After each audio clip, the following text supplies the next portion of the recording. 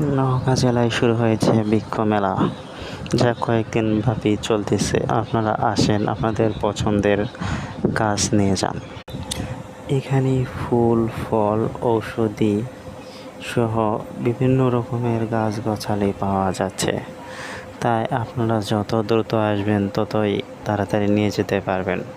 এখানে বিভিন্ন রকমের কসমেটিক্স সামগ্রী, খেলনা, দোলনা, চরকি ইত্যাদি এসেছে। আপনারা সেগুলোতে আনন্দ বিনোদন করতে পারবেন।